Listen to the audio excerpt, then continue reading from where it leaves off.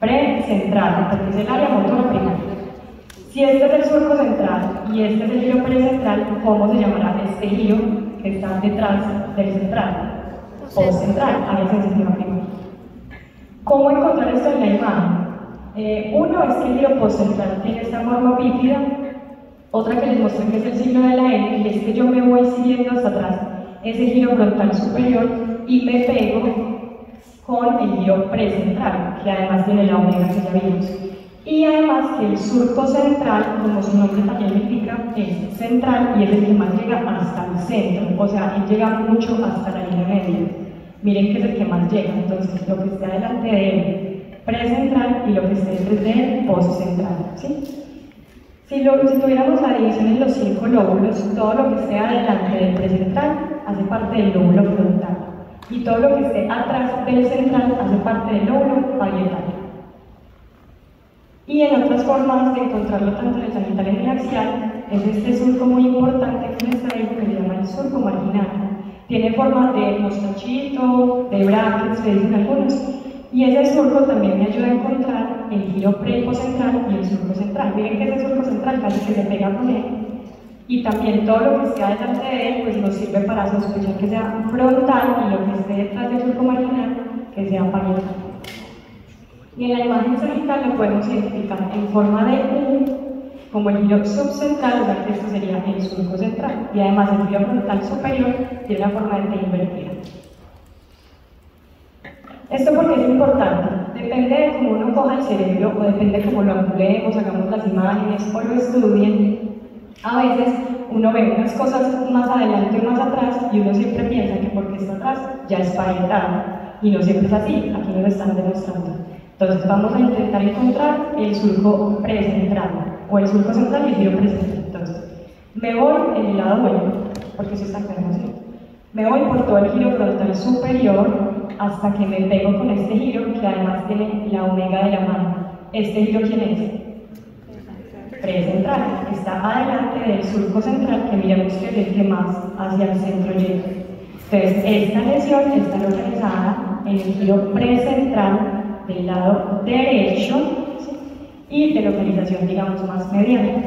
Pero miren este otro paciente, esta angulación, digamos que estaba así, y en cambio en el paciente B, la angulación está más recta, y miramos que la lesión que está localizada en la misma parte se ve un poquito más anterior. Pero si hacemos el ejercicio nos va a volver a dar, entonces nos vamos en el lado bueno. Este primer giro que se encuentra paralelo a la línea hemisférica se llama giro frontal superior, y ese giro frontal superior se pega en forma pues así de invertida con el giro precentral, que además tiene la omega de la mano, o sea que esto sería el surco central. Entonces si vemos esta lesión estaría localizada en la mitad del surco central, comprometiéndome tanto giro precentral como giro postcentral. Muy bien, ahí ya tenemos el segundo lóbulo grande, que es el lóbulo central. Vámonos para el lóbulo parietal, ya vamos un poquito más para atrás. Entonces, en la superficie lateral, ¿cómo está delimitado el lóbulo parietal? Entonces empieza posterior al giro, al surco central, ¿sí? Y está delimitado en la parte más posterior por el giro parieto-occipital, porque ya entre parietal y occipital, pues hay un surco que se llama parieto-occipital. Y en la parte más inferior está delimitado específicamente por la cisura lateral o el surco opositor de cíclico. Ese lóbulo parietal en su interior tiene otro surco, otro giro, que es el intraparietal. Y esto me lo va a dividir en dos, en el lóbulo parietal superior e inferior. Y es importante porque en el lóbulo parietal, otra vez inferior, está algo muy importante para poder escuchar y entender. Entonces ya sabemos que Broca, que es el área primaria motora del habla, está en el giro frontal inferior, en la parte triangular y supercular, que lo vamos a volver a ver. Pero aquí en este giro parietal inferior también están las partes más importantes para la escucha, que son el giro supramarginal, SMG, y el giro angular. ¿Dónde se encuentran estos giros específicamente? Entonces ya sabemos que estamos detrás del surco central para poder estar en parietal, y estamos por debajo de ese giro intraparietal que lo divide superior y inferior. Si seguimos así, lo que es la cisura lateral, hacia la porción más posterior, ahí encontraremos el giro supramarginal. Y si me sigo o me voy siguiendo el surco temporal superior, vamos a encontrar el giro angular. Esto esto lo vamos a ir repitiendo, estas dos áreas son muy importantes para entender lo que escuchamos. Y en la superficie medial, el parietal se le llama precúneos o precuña, porque está antes de la cuña, que ya es parte del occipital. Entonces sabemos que está determinado por el surco parieto-occipital, que pues divide el parietal del occipital, y en la porción más anterior, pero de localización medial, ya no está delimitada por ese surco central, sino por el surco marginal, que es el mostachito que yo les mostré. Vamos a dar un ejemplo para que lo veamos. Vamos a intentar.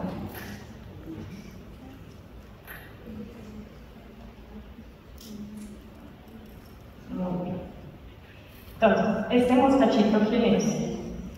Surco Marginal. Surco marginal. Lo que esté delante de este surco marginal es frontal, después todo esto es frontal, y lo que esté detrás es parietal. Vamos a intentar identificar el giro precentral. Entonces sigo mi giro frontal superior, que ya sé que es el primer giro paralelo a la base interhemisférica, y me choco con otro giro que además tiene la omega, que es la representación de ¿qué? De la mano, perfecto. Entonces este es mi giro precentral, área motora primaria, surco central, que miren que es el surco que más llega hasta adentro, y giro postcentral, o sea, área sensitiva primaria. Y si pongo el sagital para buscar el supramarginal y el angular, me tendrían que ir hasta el lado. Este es silvio o la gran cisura lateral, y en la porción más superior de ella estaría el supramarginal. Y si me sigo viniendo buscando el temporal superior, llegaría al giro angular.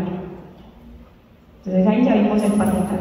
Y si me voy de localización ya más medial, esto que ya es el occipital tiene forma de ¿qué? De cuña. Entonces, si esto es una cuña, esto es la precuña. Entonces, en la superficie medial, ese lóbulo parietal se le llama la precuña y está delimitada por este, que es el mostachito, que se llama el surco marginal. Muy bien, vamos a seguir con el lóbulo temporal. Entonces el lóbulo temporal en su superficie lateral tiene tres giros, el giro temporal superior, medio e inferior. Entonces esto no, perdón, tiene dos surcos que lo dividen en tres giros, el surco temporal superior y el surco temporal medio, y lo divide entonces en un giro temporal superior, medio e inferior. Y estos tres, si vemos, convergen aquí en la porción anterior en el polo temporal. Ese polo temporal está delimitado en la parte más superior por esta que es la moradita, que es la cisura lateral o de silvio, y en la parte más atrás por el surco parieto-occipital. Y pues casi que aquí nos toca trazar como una línea entre comillas imaginaria que une la parte más posterior y final de la cisura lateral o de silvio con el surco parieto-occipital. Muy importante porque en el giro temporal superior vamos a tener a Wernicke, que es mi corteza auditiva primaria, y voy a tener el giro de Heschel, que también es mi corteza auditiva primaria, y Wernicke, que es el que nos ayuda a entender lo que escuchamos. Y en el giro temporal inferior tendré la como identificación de los colores. Además, de la porción lateral, si ya queremos mirar al lóbulo temporal en su parte ya más medial, lo que hacemos es que podemos cortar la cabeza en cortes coronales y vamos a llegar a este corte. Entonces miren que tenemos tres giritos temporales, o sea, giro temporal superior, medio e inferior, dividido por los surcos, surco temporal superior y surco temporal medio.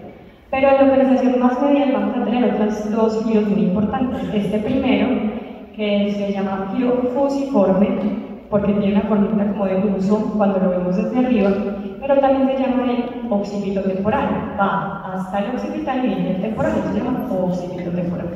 Y se separa de este giro temporal inferior por medio del surco occipito temporal.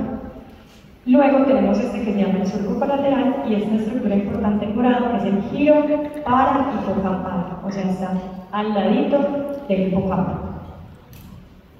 Entonces, en la superficie medial, ese lóbulo temporal va a estar formado por, vamos a ver, el uncus, la circunvolución parahipocampal, la circunvolución dentada, que es lo mismo que el hipocampo, y las fimbrias. Vamos a verlo acá, el uncus es como la parte más anterior del giro pareicocampal, y luego tenemos el hipocampo. Este es una gráfica del hipocampo, obviamente súper acercada. Este pedacito que tenemos acá, si tenemos el rojo, es el hipocampo, se llama así porque tiene forma de caballito de mar, y a su vez el hipocampo se divide en 4 zonas o 4 cuernos de amor, y se les llama así también pues, por el cuerno de amor. Entonces tendremos el cuerno de amor 1, el cuerno de amor 2, el cuerno de amor 3, el cuerno de amor 4, y por último el hilo de amor propiamente dicho, que hace parte del hipocampo. Entonces aquí tenemos estos cortes, que son los cortes coronales del cerebro. Entonces vamos a ver las diferentes estructuras. Igual vamos a repetir en el otro programa. Lo importante aquí es que tenemos en verde el giro pareicocampal, y si ya me voy un poquito más hacia atrás, tendré ya el hipocampo. Y aquí se empieza a ver el CA1, que es el cuerno de amor 1, cuerno de amor 2, cuerno de amor 3 y por último cuerno de amor 4. Y ya hacia más atrás, hacia adelante tiene el hipocampo una cabeza que tendrá hacia atrás un cuerpo y una cola. Y esa cola es la que termina en una fimbria. Ya les voy a explicar porque esto ya es como todo tridimensional. Pero si cortamos el cerebro hacia el sagital, vamos a ver, este de arriba sería el hipocampo y el de abajo sería el parahipocampo o giro pareicocampal. La porción más anterior del hipocampo es la amígdala y la porción más anterior del parahipocampo es el ulcus, que significa gancho, y si vemos es porque tiene una columna de gancho. Y el fornix es simplemente como una irradiación de toda la información hipocampal, va desde atrás. Son estas dos videitas que se ven más o menos aquí, ahorita las muestro, y forman estas dos bolitas que son los cuerpos mamulares. Viene así, desde el hipocampo, cabeza, cuerpo y cola, y en la cola se forman unas fimbrias, y esas fimbrias forman el fornix. Entonces vamos a verlo en las imágenes. Vamos a empezar por el temporal, en estos cortes coronales. Entonces, ¿cómo se llama este? Tienes un giro temporal y está arriba de la giro temporal superior, ese se llama giro temporal medio y este se llama giro temporal inferior. Este es un giro que va del temporal al occipital y se llama el occipital temporal o fusiforme. Y este que está al ladito sería el giro pareicocampal. Y si ya luego me voy para atrás, encuentro, me empieza a salir el hipocampo. Este es el hipocampo. Tiene forma de caballito de mar, con sus cuernos de amor, que aquí no nos logramos ver. A veces nos logramos ver en un equipo de 3 Tesla o en equipo de 7 Tesla, pues de resonadores. Pero aquí digamos que uno puede saber que ahí está la cabeza del hipocampo. Y si sigue hacia atrás, ya empieza a ver el cuerpito, y ya empieza a ver la cola, que se convierte en una fimbria y que se convierte en el fornix, que hacia atrás va a formar los cuerpos mamilares, que no quedaron en la foto. Sí. Estos dos cuerpos mamilares, y si los seguimos, sería todo el fornix. Si lo vemos en la universidad, también podemos ver el hipocampo. Es este muñequito de acá, aquí empieza la cabeza, el cuerpito, la cola, genera una estructura que se llama la fimbria y va dando toda la vuelta esa fimbria y genera los cuerpos mamilares. Todo esto es el fornix, cuerpos mamilares, fimbria del hipocampo y cilindros, colita, cuerpo y cabeza. En el sagital también se puede ver muy bien. Es la tripita de acá. Entonces lo mismo, tiene una cabecita, se voltea y tiene un cuerpo y tiene una cola. Y si este es el hipocampo, el giro que está inferior a él se llama el parahipocampo. Y la porción más anterior del parahipocampo, que parece un gancho, le decimos uncus, y la porción más anterior del hipocampo se le decimos la amígdala. Vamos a venir con la ínsula. El lóbulo de la ínsula también está limitado por la fisura lateral en su porción lateral, por la fisura de Sibir, que recordemos que nos divide el giro frontal inferior en las tres partes. Son las importantes para hablar de la La ínsula específicamente en la imagen es esta naranjadita y está cubierta por esta tapa. ¿Se acuerdan quién era la tapa que decíamos que se llamaba tapa? Para operculares. Súper. Si yo quito esa tapa, aquí la quité de esta tapita, me queda el surco central de la ínsula, que es este naranjado. Entonces, si esta es la pars opercularis, que se llama tapa, ¿qué giro es este? Frontal. El giro frontal inferior, que es donde está. ¿Por qué es importante el giro frontal inferior? Hay quien está, que me ayuda a hacer todo esto en el área de verbo, en el área primaria para el lenguaje. Esa es la ínsula. Vamos para el límbico. El lóbulo límbico también, digamos que se juntaron todas las estructuras por su función. El lóbulo límbico se puede describir como un anillo en C alrededor del cuerpo calloso, que aquí lo tienen representado como moradito. Y en la superficie, digamos, medial está compuesto por el giro del cíngulo, que es el rosado, pero también por el aspecto medial de los lóbulos frontal, del lóbulo parietal, del lóbulo temporal y del lóbulo occipital. Y este es el cuerpo calloso, que además tiene unas partes, tiene un rostro, una rodilla, un cuerpo, un istmo, porque es muy delgadito ahí, y luego un esplénico. Y para terminar el occipital, veamos el lóbulo límbico. Entonces, ¿qué es esta estructura que está aquí en blanquito? Cuerpo calloso. El cuerpo calloso, que tiene primero que no es el Pico. el rostro, luego tiene una rodilla, porque después una rodilla doblando se luego el cuerpo, aquí la zona más delgada, que se llama el istmo, y luego el esplénico.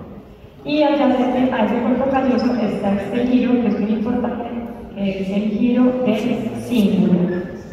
Y además miremos que en la localización más media pues tenemos frontal, tenemos parietal, tenemos occipital, y aquí tendríamos también metido el temporal.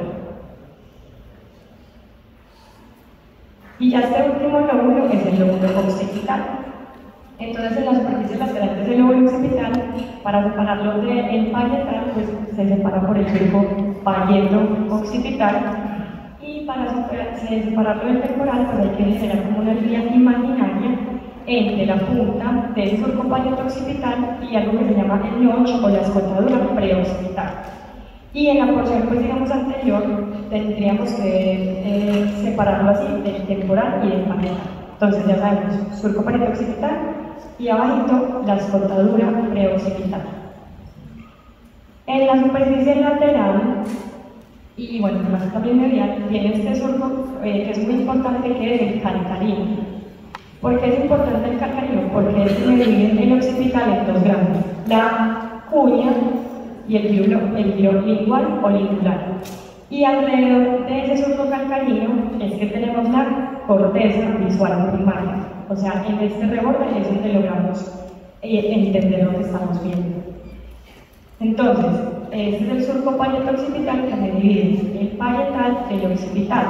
Y esta primera porción del occipital, ¿cómo se llama? Cuña, tiene forma de cuña. Y antes de la cuña, ¿qué iría? La precuña, que ya sabemos que es la porción más medial del lóbulo parietal. Vamos a ver.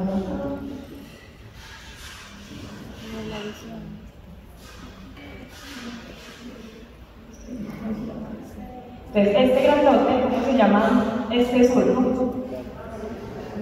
Me divide en parietal del occipital, se llama surco parieto-occipital.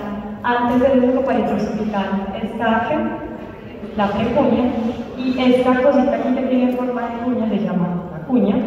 Y miremos que aquí tiene un surco prominente, que sería el surco calcarino, que adyacente a cada ladito del surco calcarino es donde tengo mi corteza visual primaria. Todo el mundo sabe que vemos con el occipital, ¿cierto? Pero entonces adyacente al surco calcarino, que es el surco más importante, que me divide el occipital en dos, cuña y giro lingual o lingular, que sería este de abajo.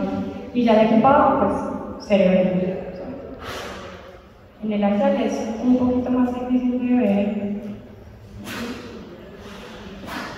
Sería toda esta zona de acá. Esta parte de más arriba sería la cuña, y si baja más, todo esto sería el nivel angular. Y el surco calcarino sería este de acá. Entonces, adyacente al surco calcarino tendré mi corteza visual primario. Entonces, esa es como la parte de anatomía grande por surcos y giros. Ahorita vamos a ver la anatomía funcional, pero quiero que repasemos estos giros para que podamos entender la anatomía funcional. Entonces, vamos a volver a ver los más importantes. Entonces,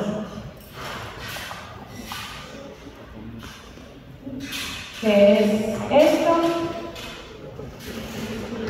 La representación de la mano derecha, o sea, el omega, que está localizado en este giro precentral perfecto. ¿Cómo se llama este giro? El giro primero está hacia el frontal superior, y si este es el frontal superior, este es el frontal medio, perfecto. Y si sigo bajando, llego ¿al qué? Al frontal inferior, que tiene una tapa. ¿Cómo se llama esta tapa? La pars opercularis, perfecto. ¿Cómo se llama esto que está acá? La ínsula, porque la pars opercularis de la tapa está tapando la ínsula. Muy bien. Vamos a ver acá. Este giro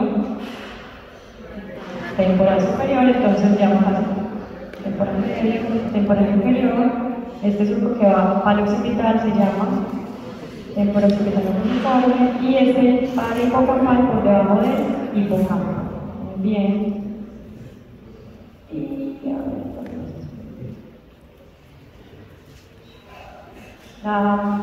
ya lo hice, lo acabamos de ver, pero no importa. ¿Esto cómo se llama? Este giro. La cuña, que está detrás del surco parietal occipital, que es lo que me separa el parietal del occipital, específicamente, ¿quién es este? La precuña, la parietal inferior. Y en el parietal inferior vimos dos giros o zonas muy importantes. Estas son más difíciles, pero si me sigo derecho por sitio, llego al supramarginal, y si me sigo con el surco temporal superior, llego al angular. Ya ahorita va a tener más sentido todo eso. Listo. Yo creo que ya podemos seguir entonces con la anatomía funcional. Porque una cosa es como yo puedo separar el cerebro por lóbulos, por giros y por surcos, y otra cosa es todo esto cómo se va a interconectar para que hagamos diferentes funciones cerebrales. Entonces, primero vamos a hablar de las áreas sensorimotoras, luego del lenguaje del habla y de las áreas visuales. Estas son como las tres cosas pues, más importantes, pues porque hay muchas más. Entonces, además de separar en giros, surcos, fisuras, pars, etc., hay algo que también se llaman las áreas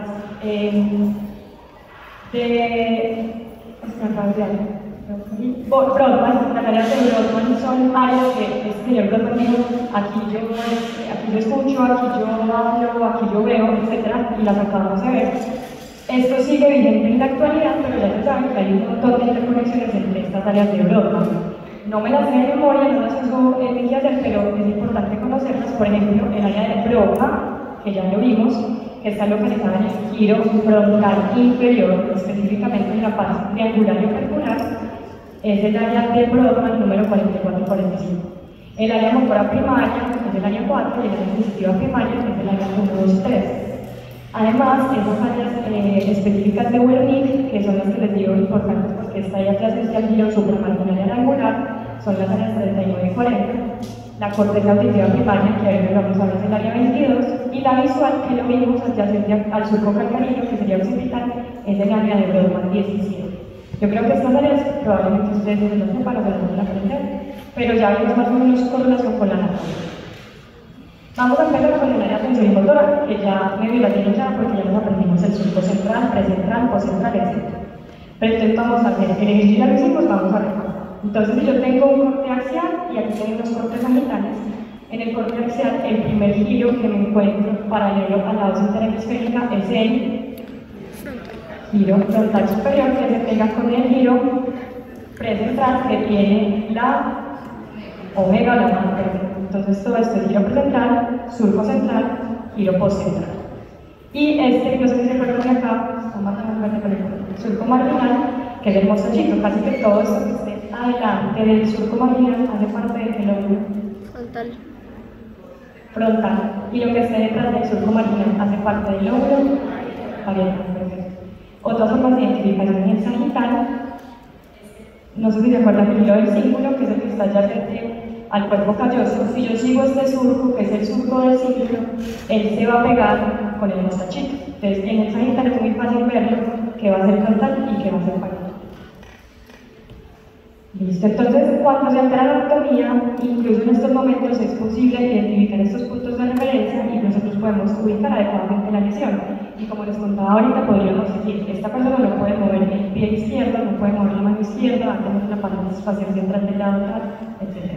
Entonces aquí ya ustedes saben muy bien la localización, aquí tendríamos la omega que es la mano, pero este punto nuevo no lo hemos visto, y esta zona que está aquí adyacente al surco marginal, de localización más medial al giro central, es el área del lóbulo paracentral, y aquí queda representado el pie. Entonces el pie es más medial que la mano. Por ejemplo, este paciente, si hacemos el seguimiento pues, por los pasos en el axial en el lado bueno, giro frontal superior, que pego con el giro frontal, aquí tenemos el omega de la mano, este sería mi surco central, y aquí estaría el giro frontal, el giro central. Entonces, este paciente tiene, probablemente sea un tumor, un glioma bajo, que compromete el giro precentral y giro postcentral del lado izquierdo, porque eso está a la derecha. O sea que ese paciente probablemente no sienta ni mueva la mano del control. Esa corteza motora primaria, o sea, todos esos haces, axones neuronales, van a empezar en esta zona, en el giro precentral, y van a bajar por todas estas proyecciones descendentes. Entonces vienen desde la corteza, convergen en las coronas radiadas, primero aquí tenemos centros ovales, coronas radiadas, brazo posterior de la cápsula interna, luego seguimos al tallo, y abajo en el bulbo es donde ellos, en la médula, perdón, se defusan hasta el 90% de las fibras, y por eso es que somos como contralaterales al cerebro. Entonces empiezan, ya vemos, en la corteza primaria, motora, que sería el precentral, tanto mano como pie, va bajando, se mete por el brazo posterior de la cápsula interna, que es esta representación acá, baja por los pedúnculos cerebrales, baja el puente y por último en la médula, en la porción más anterior, se defusan del 85 al 90% de las fibras. Hay personas que no se les defusan las fibras, entonces a veces tienen la mano derecha alterada y uno quiere esperar encontrar una lesión en el obligatorio izquierdo y encuentran la misma, y la forma de explicar sería que esas fibras no se defusaron, ¿qué puede pasar? Entonces ahí va bajando, empieza en los centros semiovales, brazo posterior de la cápsula interna, pedúnculos cerebrales en el puente y se defusan en la médula. Y esta es la representación del lóbulo dependiente, que ya lo habían visto, y es la representación de todas las estructuras del cuerpo en el cerebro. Este sería un corte coronal del cerebro, este de localización más medial, y esto lateral, y miren que aquí medial está el pie, luego seguimos la mano, que es el omega que conocemos, y luego más o menos 6,2 centímetros por debajo de la mano estaría el homúnculo, la cabeza y luego la lengua. Claro. Entonces esto sería si lo estuviéramos viendo en un coronal, digamos, pongamos aquí la mitad, yo aquí tendría la representación o las zonas motoras del pie, más o menos aquí de la mano, más o menos aquí de la cara, y más abajo aquí de la lengua. Esto es lo que nos está mostrando esta gráfica. Pero hace poquito, en el 2022, salió un nuevo modelo de homúnculo que digamos que integra más las cosas, este es el que siempre hemos conocido, y es mucho más grande o más pequeño por como la importancia de las fibras, pues uno obviamente siente mucho más todo en las manos, en la boca, que en otras partes, por ejemplo, miren, cuero cabelludo gasta muy poquita corteza, porque uno siente más en estas zonas, tiene más desarrollo de acciones secundarias. Y ya pues se propone este nuevo músculo que integra otras cosas como activación, equilibrio, etc.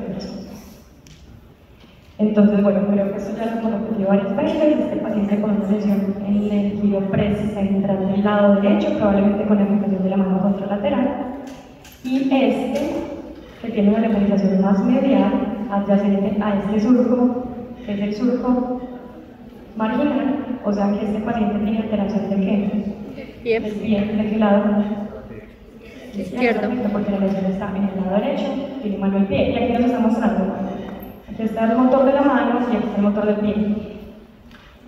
Listo. Y además entonces de esta área motora que ya hemos repetido tanto, que es el giro precentral, vamos a tener una zona que se llama el área motora suplementaria, o SMA. Está representada aquí en moradito.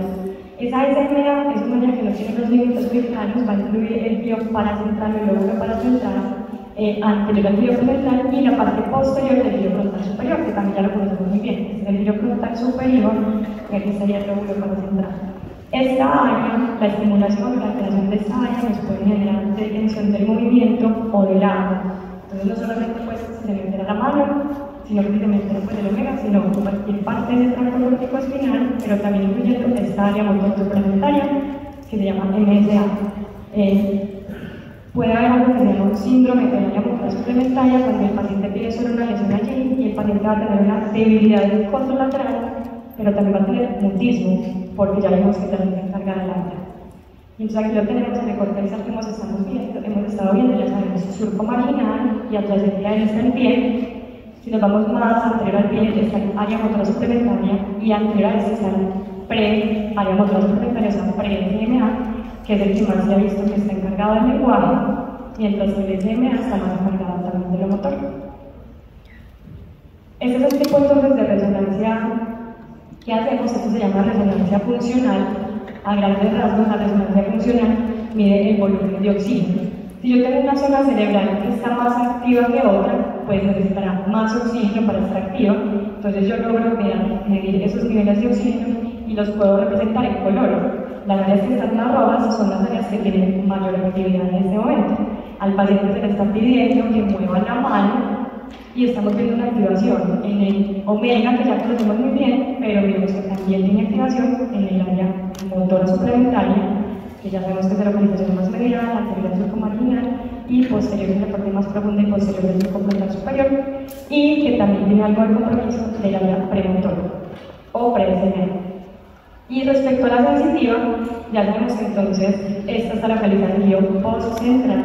El tacto y el estímulo nociceptivo van a llegar hasta allí por áreas por tractos del disco medial, tractos espinotalámicos laterales y ventrales.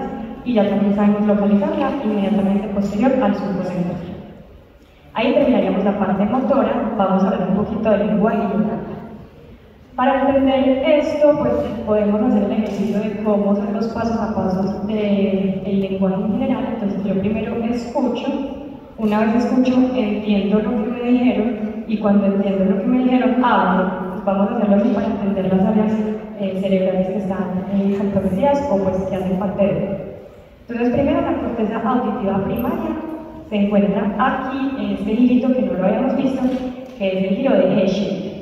Este giro que parece un champiñoncito y se encuentra en el giro temporal superior. Miren, este es el frontal, aquí está el parietal, este es el occipital y aquí está mi temporal. En el giro temporal superior yo tengo el giro de Heschel, que es este gordito acá.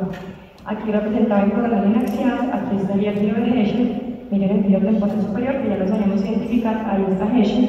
Y aquí también, adyacente al giro temporal superior, está Heschel. Entonces todo lo que yo escucho llega allí, a mi corteza auditiva primaria, y luego yo voy a tener dos vías del lenguaje, una vía dorsal y una vía ventral. Entonces, bueno, ya Heschel ya lo vimos, escuchando con Heschel, aquí está el Heschel y el color. Luego de que pasa por Heschel, vamos a ir a estas dos zonas muy importantes que habíamos visto, que se localizan en la porción más inferior del parietal, que estaba dividido por el surco intraparietal o el parietal inferior, que dijimos que eran dos, el giro supramarginal y el giro angular. ¿Dónde está el giro supramarginal? Si lo seguimos por la cisura lateral o de Silvio, vamos hasta el fondo de ella, ahí en la supramarginal, y si me siguiera por el surco temporal superior, llegaría al giro angular. Entonces miren que tiene relación Heschel, ahí escuché, me voy para atrás, paso por el giro supramarginal y el giro angular, que les vuelvo a caer. Entonces, si me sigo hacia atrás por Silvio, llego al giro supramarginal, y si me sigo hacia atrás por el surco temporal superior, llego al giro angular. Todo esto haciendo parte del parietal inferior, que sabemos que se nos dividió por el giro parietal. Entonces, por ejemplo, este paciente tiene una lesión en estas zonas que acabamos de mostrar, que es el giro supramarginal y el giro angular. Entonces miren, estamos, esto es frontal, parietal, occipital y todo esto es temporal. El giro gordito que veíamos es Hescher y de ahí para atrás se va a hacer como la vueltica y ahí vamos a tener, si me sigo por lateral así, el giro supramarginal y si me sigo por el giro surco temporal superior, el giro angular. Entonces este paciente probablemente va a tener una alteración en esa escucha. Esta es la vía dorsal, pero también hay una vía ventral que tiene menos representación y está compuesta por el giro temporal inferior y inferior. Y el área de Wernicke es muy importante porque como tenemos Broca, que sería mi área del habla premotor primaria, tenemos a Wernicke, que es la sensitiva del habla primaria, y está localizada en la porción posterior y superior del hilo temporal superior. Entonces tendríamos Hescher, me voy para atrás, hilo temporal superior, ahí está Wernicke, y me sigo en mi vía, giro supramarginal y angular, y ya me voy a ir para adelante. Entonces ya escuché por Hescher, entendí por Wernicke, giro supramarginal y angular, y me voy para el giro frontal inferior, donde está Broca. Específicamente en qué partes, en la pars triangulares y en la pars operculares, que es la tapita de la música. Y esas estructuras se identifican, digamos, fácil en la resonancia porque tienen la forma de una M. Miren que teníamos el surco lateral o de Silva y teníamos una fisura horizontal y otra ascendente que me divide ese giro frontal inferior en una M, que sería la pars orbitales, la pars triangulares y la pars operculares. Esta es la M que les estoy hablando, que se forma por la ascendente, la horizontal y la ascendente. Ahí la estamos viendo otra vez, M, pars orbitales, pars triangulares, pars operculares, localizada aquí, que ya sabemos que era como la tapita de la minúscula. Todo esto es hilo frontal inferior. Área Broca, este paciente se le estaba pidiendo que hablara, y miren que tiene activación en esta zona, hilo frontal inferior. Y hay otras áreas secundarias, la vimos ahorita en la pre-SMA, o sea, la área secundaria suplementaria anterior pues a eso, y otras áreas importantes como el giro frontal medio. Listo, entonces ya vimos el giro angular, específicamente este sirve para lectura, escritura, el giro de Hescher, cuando está alterado puede tener la sordera pura de palabras, pero puede preservar la escucha no verbal, y el área basal temporal, específicamente el psicorneo, el oxígeno temporal y el paripocapal, que nos ayudan para el significado de palabras, comprensión, lectura y repetición. Entonces, así estaría más o menos como escuchamos. Entonces, bueno, por evidente todo eso que acabamos de ilustrar entra, lo más importante sería Hescher, que estaría en la parte más posterior también del giro temporal superior, en la parte más posterior también del giro temporal superior está Wernicke, y luego tenemos el giro supramarginal y el giro angular, y ya de para adelante, giro frontal inferior con mi pars triangulares y operculares, y por último pre-SMA. Dime. Profe, ¿se puede volver a la diapositiva anterior, por favor? ¿Qué significa sordera pura de palabras? Por ejemplo, una persona puede escuchar música, va a escuchar los pajaritos cantando, va a escuchar cosas porque no tiene el área que escucha mal, sino que tiene mal el área como que entiende. Entonces él te va a escuchar la palabra, pero él no sabe qué significa esa palabra. Vale, gracias. Listo, y aquí otra vez contradicción. Y por último, las áreas visuales. Entonces, el sistema visual, habíamos hablado de que la parte más importante del área visual era la cisura calcarina, que era la que nos dividía el lóbulo occipital, el cuña y el lingular o lingual, pero pues ya se sabe como todo, que no es solamente esas zonitas específicas, sino que hay un montón de interconexiones en el cerebro, que si se dañan una de esas interconexiones, pues tendremos una alteración. Entonces ya saben que hay muchas cosas que también participan en ese sistema visual, como el parietal, temporal y algunas zonas del frontal. Entonces, ¿cómo empieza? Empieza todo en la retina, luego va al ganglio vinculado a la media, que son parte del tálamo, y luego ya se va a mi corteza visual, que va a llegar por medio de un montón de tractos, el tracto dorsal, el tracto medial, que es el asa de media, y el tracto ya más posterior. Entonces, aquí una representación gráfica, empieza ese nervio óptico, tiene toda esa información de la retina, el nervio óptico va hasta el quiasma, en el quiasma se difusa, miren que lo que era temporal va hacia el mismo lado, pero lo que es nasal medial se cruza con el lateral. Eso también es interesante cuando yo empiezo a mirar qué debo de ver el paciente, si debo de ver esta mitad, qué parte del lobo es el que tengo dañado o el tracto. Luego llega el núcleo geniculado lateral, que es un tracto del tálamo, y por medio de 3 haces se van hacia la parte de atrás formando una radiación óptica y llegando cerca pues al surco calcarino.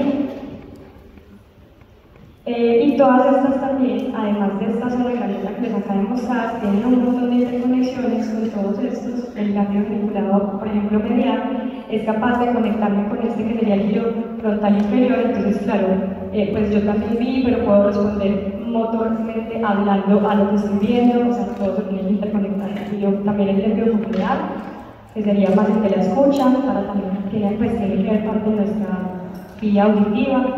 Y tracción sustancial en general. Esa es la otra de la representación, el globo ocular, el nervio óptico, el quiasma, los tractos ópticos y luego ya los tractos hacia atrás que llegan a la célula calcánea. Entonces habíamos terminado. Quiero que miremos otra vez en el sagital. Muy bien. Entonces, ¿qué giro es todo este? Temporal. Giro temporal superior. En la parte más posterior tengo este codo, que es el giro de Herschel. Es el giro de Herschel y aquí en la parte más posterior estaría qué zona. Cuernillo, perfecto. Y si me vengo a la más lateral, voy a encontrar este que sería el supramarginal y adyacente a él, pues aquí más inferior tendremos el ángulo. Y esto se mueve para adelante y me va a llegar acá a la E. Digamos que esta vez parece una W, pero E, que sería el giro frontal inferior con mi paz. Orbitales, que no hace parte de Europa, pero sí las triangulares y las perpendiculares, que son los que hacen parte de Europa. Eso respecto a el habla y respecto a la occipital. Aquí tenemos el globo ocular, este es el nervio óptico. Miren que ese nervio óptico llega hasta esta zona medial, que es el quiasma. Ahí se vuelve a partir o se decusa y sigue en estos que serían los tractos ópticos. Y esto sigue centrados en esas haces de sustancia blanca que aquí pues no se ven porque todo esto blanco es sustancia blanca, pero se van hasta atrás por medio de la zona de Meyer, un loop central y un loop posterior y van a llegar aquí a este surco cisura que es cuál? Calcarina, casi. La marginal aquí arriba, mostachito. Pero el otro mostachito de abajo es la calcarina, que es la que me hace separar el occipital en cuya y el giro lingual o lingular, y es el que está encargado aquí la corteza visual primaria. Muy bien. Entonces, como conclusiones, aprendemos que generalmente hablamos de 5 lóbulos, pero hay una propuesta de 7 lóbulos, metiendo además la ínsula y separando el lóbulo central solito, pero entonces que tenemos frontal, central, sagittal, occipital, temporal, ínsula y límbico. Recordar las áreas de Europa que eran importantes para ustedes y la representación anatómica de estas diferentes áreas. Específicamente vimos a Europa, que es el giro frontal inferior, vimos a Wernicke, que es el giro temporal superior, con su giro supramarginal y angular. Vimos también por aquí a Herschel, que sería la corteza auditiva primaria. Vimos la precentral y poscentral, que sería la motora primaria y sensitiva primaria, y la visual primaria, que es la sensibilidad calcarina. Aprendimos a identificar la corteza motora y la cultura sensitiva, cuando se me afecta la mano y cuando se me afecta el pie, la importancia del área motora suplementaria para el habla y el movimiento, y cómo escuchamos, que llega a Herschel, a Wernicke, giro supramarginal y angular, y por último a Europa, en el giro frontal inferior, que lo reconozco por la tienda. Y por último, la vía visual, con el nervio óptico, el quiasma y los gestos ópticos. ¿Listo? Eso es todo. Obviamente faltó mucho, pues, todo el caballo cerebro.